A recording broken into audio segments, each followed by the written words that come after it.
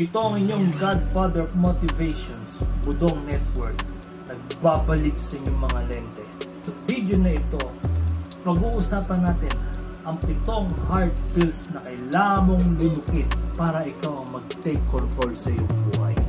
Handa ka na ba? O handa ka na ba? Yes, no, yes, yes.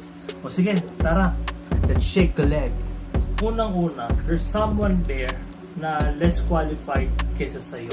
Alamang mas matalino ka, mas magaling ka, mas mahusay ka. Pero, they are living the life you want kaysa ikaw.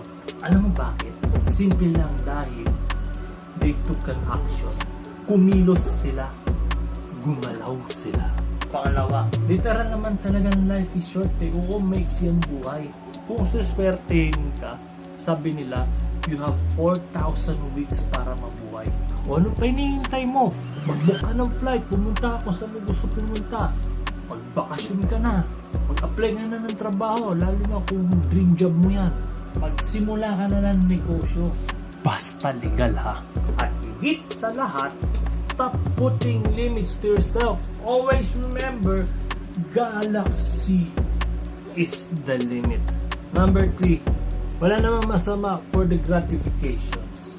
But instant gratifications is killing your drive, is killing your dreams, at higit sa lahat is killing your dopamine.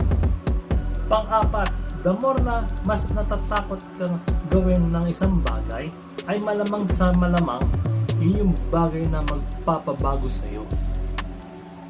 Ikalima, siguro nararamdaman mo to.